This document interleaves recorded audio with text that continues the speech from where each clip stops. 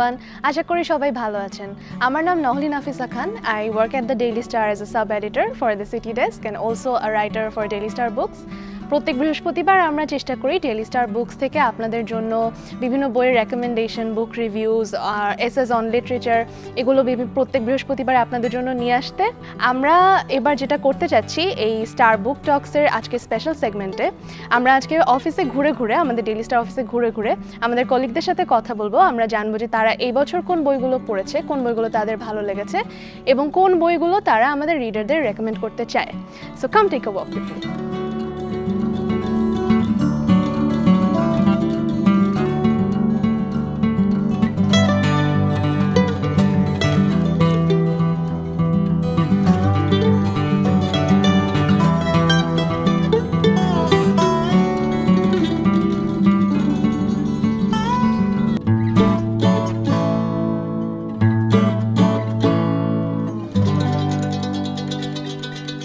The best book I read this year was Neil Gaiman's American God. One of the more interesting books that I've read this year is it's called The Case of Exploding Mangoes. সবচেয়ে আমার মনে হয় যে উল্লেখযোগ্য বইটি ছিল Edward স্নোডেনের permanent record বইটা। আর এই বইটা বের হয়েছে 2019 সালে। যদিও এই বছরের পাবলিশড বই না, এটা বেশ পুরানো একটা বই, বাট আমি যে বইটা রেকমেন্ড করতে চাই সেটা হচ্ছে ক্রো Eaters. One book that I couldn't let go of and I had to just finish at a stretch was The Thief by Fuminori Nakamura. He's a Japanese-based writer. One book definitely Amartya Sen's Home in the World. That is seriously আমাকে পড়তে আর কি at a one go I read it. Read this year that I hadn't come across recently. It's a 2009 book. It's called Look Who's Morphing by Tom Cho, an Australian Asian writer.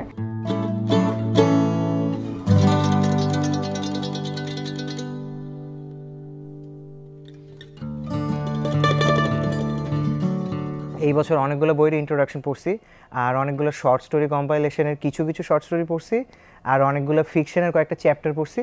আমার new years resolution for books is that এখন যদি আমি 2টা chapter পড়ি, আমি সামনে বছর 3টা চ্যাপ্টার পড়তে চাই, অথবা যদি না হয় আমি এটা নিয়ে কোনো কষ্ট পাবো না। So 2 books I'd like to talk about is one is this one, Modern Moral Philosophy by W.D. Hudson.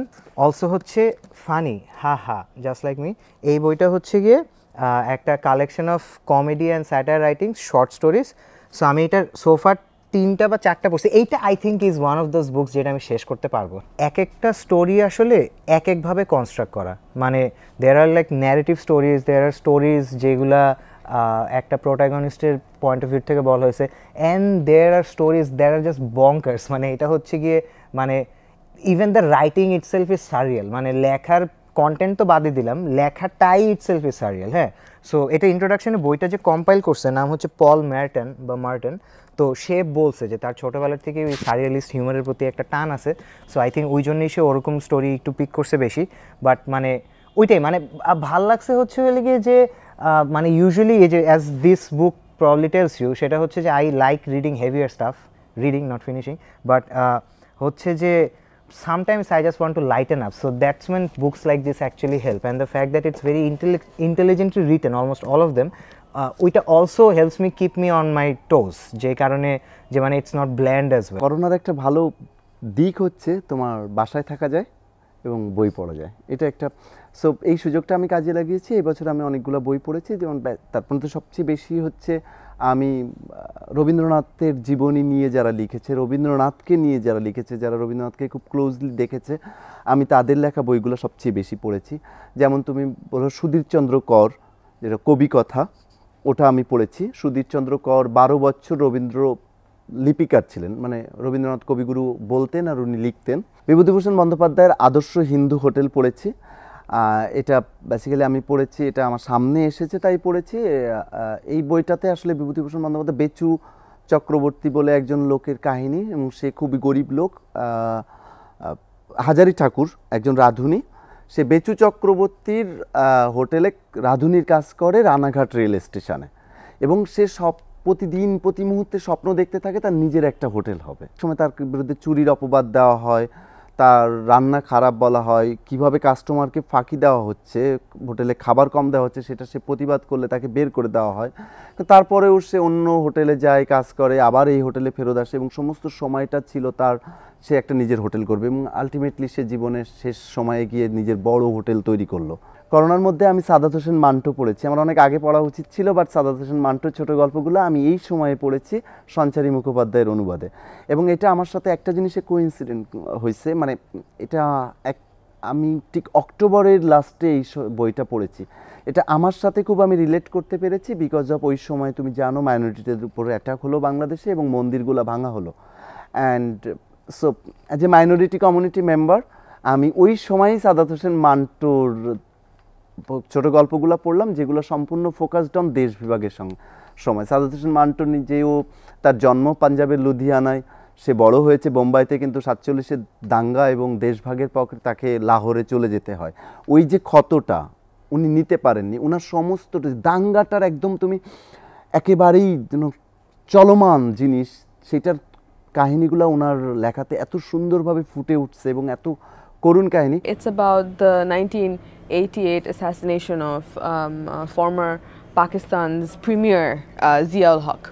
তো জিয়াউল হকের সময় Pakistan went through a period of Islamisation. Pakistan ওই মুহূর্তে একটা খুব সেকুলার পাকিস্তান থেকে, জিন্নার পাকিস্তান থেকে অথবা ভুট্টোর পাকিস্তান থেকে, এটা কিন্তু হঠাৎ করে একটা এই সময় অনেক নতুন নতুন আইন আসে, ধরুন ব্লাসফেমি লজ ইত্যাদি, অনেক ধরনের নতুন পাকিস্তানকে কিভাবে কঠোরপন্থী করা যায়, এইটা জিয়াউল হকের একটা বড় হাত ছিল। This is also a period when Zia-ul Haq practiced a lot of things like arbitrary detention, torture. So this book is very interesting. It follows essentially the story of Ali. Ali হচ্ছে একজন আর্মিতে কাজ করেন, একজন general, তার ছেলে।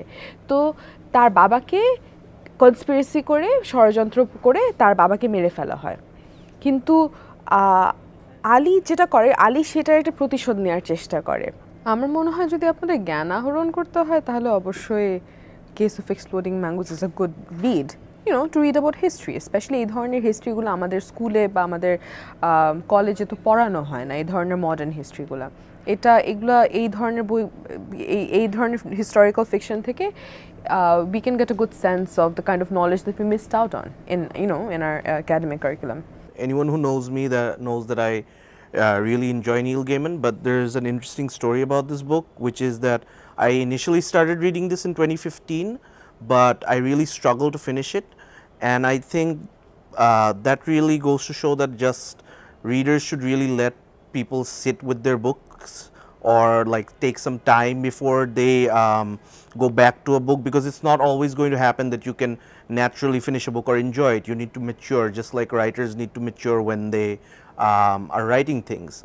So from that perspective, this is why I came back to this book this year and finally finished it and had a really great time, because I think the pacing of the book is really interesting because it's a completely different style to how Gaiman traditionally writes his books. And on top of that, I think there are two main characters. One is Shadow, who's obviously the overall protagonist, and then there is his side character who's Mr. Wednesday, who employs him. And Mr. Wednesday's character is really interesting because he is himself one of the old gods, and when he hires Shadow to be one of his sort of like his bodyguard and his henchmen or whatever, it's always the tasks that he gets Shadow to do, and how he imparts his wisdom onto Shadow is very interesting.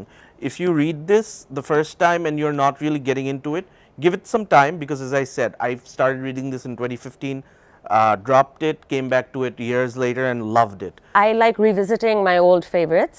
তো নতুন বইদের সাথে আমি পুরনো বইও পড়েছি, এবং একটা যেটা সবসময় আমার মনে গেঁথে থাকে, it's Mitch Albom's the 5 people you meet in heaven. এটা আমার একদমই one of my favourites, it's a classic, and অনেক কিছু শেখার থাকে, এই কারণে আমি প্রায় আই রিভিজিট। প্রত্যেকবার আমি যখন নতুন করে পড়ে আমার মনে হয় যে আমি নতুন কিছু একটা শিখতে পারছি। The 5 people you meet in heaven basically হচ্ছে যে একটা থিম পার্কের একজন মেকানিক, তার লাইফ এবং ডেথ নিয়ে। সো বইটা শুরুই হয় ডেথ থেকে, এবং তারপর দেখায় যে তার লাইফে আসলে কী কী হয়েছিল। একটা রাইডের ম্যালফাংশনের কারণে এই মেকানিকটা মারা যায়, এবং পুরো বইটাই the 5 people you meet in heaven এটা টাইটেলেই বলা আছে, কিন্তু তার লাইফে আসলে যাদের সাথে দেখা হয়েছে বা যাদের সাথে তার ইন্টারাকশন হয়েছে, ইম্পর্টেন্ট মানুষগুলো বাদে, তার বন্ধু বান্ধব ফ্যামিলি বাদে, র্যান্ডম কয়েকটা ইন্টারাকশন যেগুলো তার জীবনেও মনে থাকার কথা না, ওইগুলাই তার লাইফে সবচেয়ে বড় ইম্প্যাক্ট ফেলেছে। ছোট ইন্টারাকশনগুলো যে কতটা ম্যাটার করে একজন মানুষের জীবনে, এটা আমি শিখতে পেরেছি এই বই থেকে, and this is why I think people should give this a read. যে জন্য আমি এই বইটা রেকমেন্ড করতে চাই, এটা it has more to do with the writer. She is one of my favourite writers, Bapsi Sidhwa. আর the reason I find her writing special is because উনি ছিলেন one of the first South Asian writers writing in English who sort of created a foothold for herself in English literature. This particular book covers Parsi community in early 1900s India. And খুব ছোট একটা personal একটা family, একটা পার্সি ফ্যামিলির গল্পের মধ্য দিয়ে এই বইটাতে দেখানো হয়েছে যে পার্সি কমিউনিটির লাইফস্টাইল কি, more about them, which I personally as a reader আমি তেমন কিছুই জানতাম না। So it helped me understand a lot about this particular community যারা এখন we are reading যে এই কমিউনিটিটা খুবই মানে আস্তে আস্তে shrink হতে ছোট হতে অলমোস্ট মানে Parsis are leaving subcontinent, so almost হয়তো এই কমিউনিটিটা হয়তো সাউথ এশিয়াতে হয়তো আর নাও থাকতে পারে। So it's very interesting. The book is premised on a pickpocketer who lives in Tokyo, and he has no family, no recollection of his past. He sounds like a person who always lived on the streets and fended for himself. So he got out of a circle, a crime gang, a long time back, and then he just he's so good at his craft that you almost appreciate people who pickpocket by reading the book itself.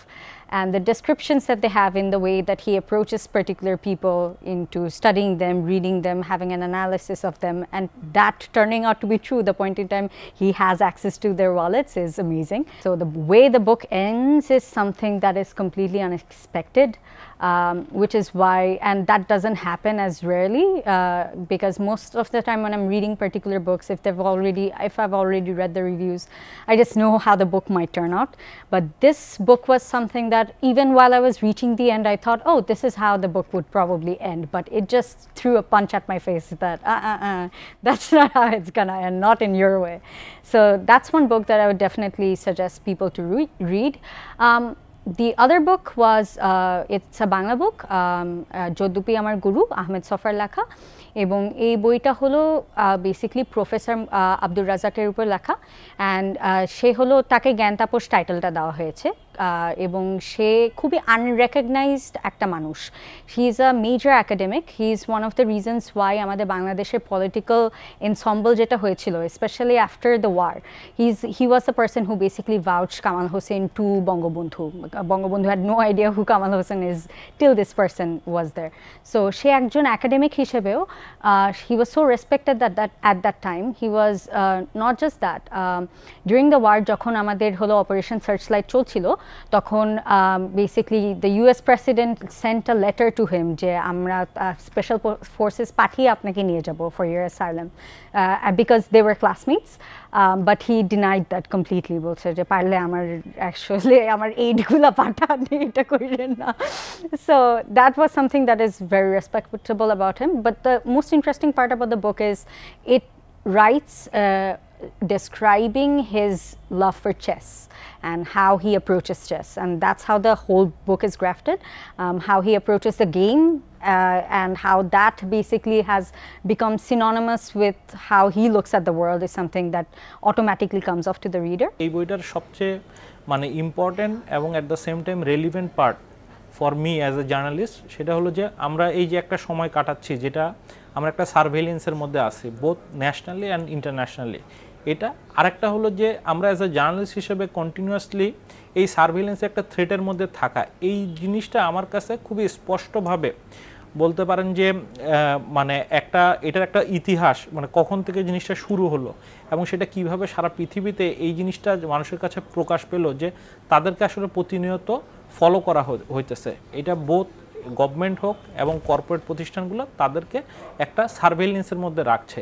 এই পুরো বিষয়টাকে তুলে আনাটাই Edward স্নোডেনের এই বইটার মূল বিষয়। প্রাইভেসিটার যে একটা ইন্ট্রিনসিক হিউম্যান ভ্যালু এবং হিউম্যান রাইটস, এইটাকে গ্লোবালি এটাকে আপহোল্ড করতে হবে। এই ধরনের অল্টারনেটিভ যে টেকনোলজিগুলো আছে সেগুলোকে কিভাবে প্রমোট করে এই ধরনের সার্ভেইলেন্স এবং হলো এই যে কর্পোরেট সোশ্যাল মিডিয়ার উপর যে কন্ট্রোল বা এগুলা, এর বাইরে আর কি একটা মানে মানুষের কমিউনিকেশনের সিস্টেম গড়ে তোলা যায়। তো এইগুলাই মোটামুটি বলা যায় যে এই বইটা থেকে আমার মূল জানার বিষয়।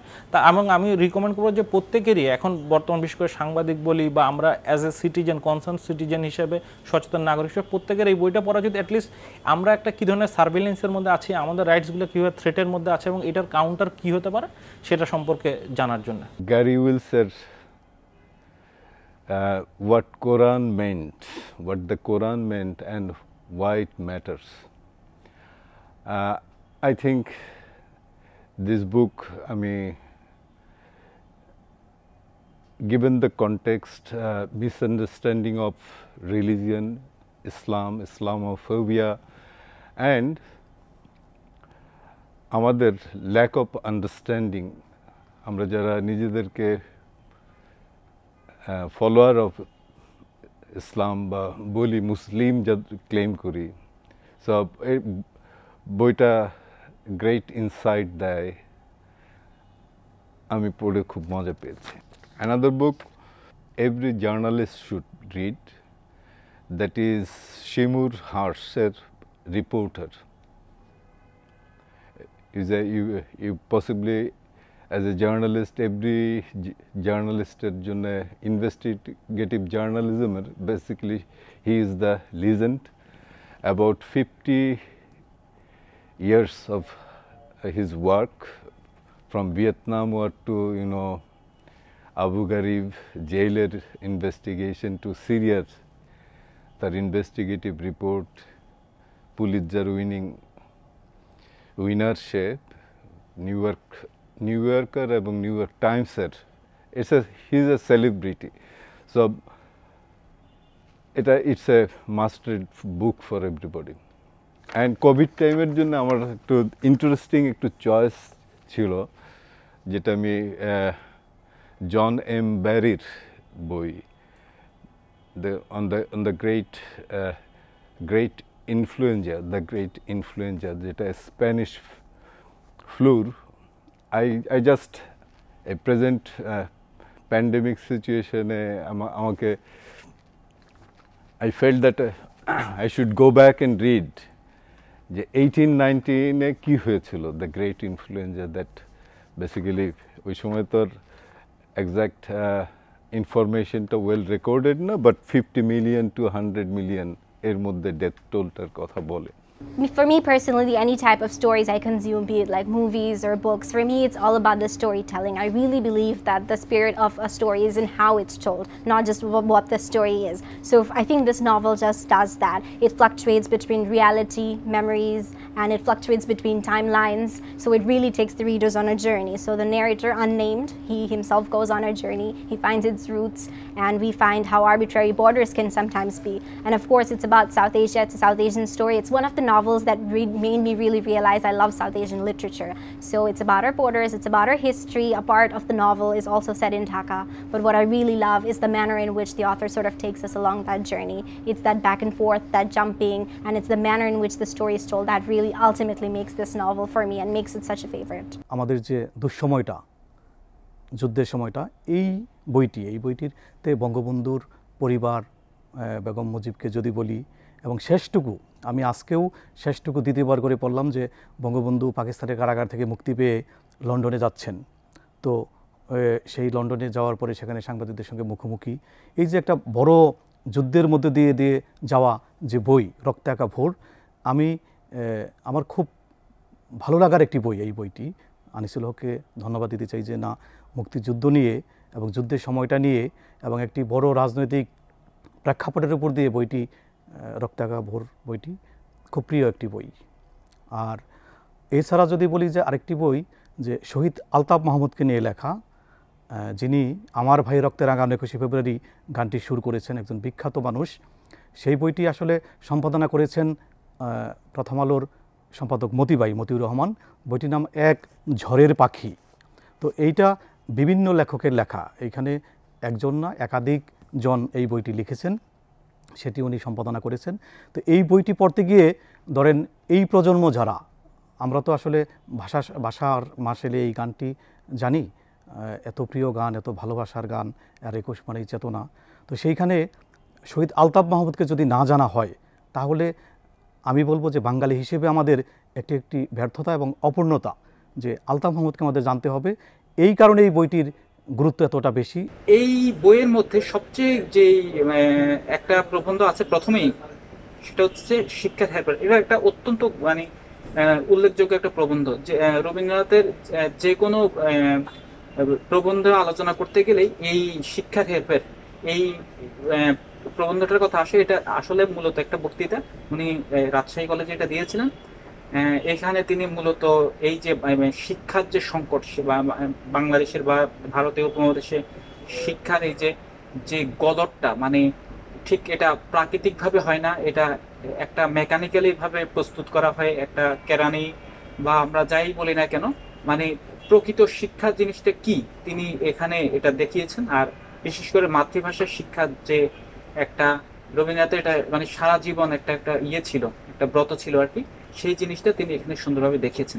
The book is like the funniest thing I've ever read, and I'm not a fan of comedic reading or comedic books, but basically what happens is the narrator, he literally transforms, he literally shapeshifts into like Patrick Swayze from Dirty Dancing, and then Ford, it's a 4x4 Ford Bronco, and then like a 5-meter tall rock star rooster that plays in the middle of Tokyo.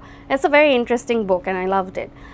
And it's really funny, but in the central theme of the book is identity, basically cultural, sexual, gender identity. And when I read it, I did not realize that, like at the same time I was still working on my own thesis, which is about identity as well.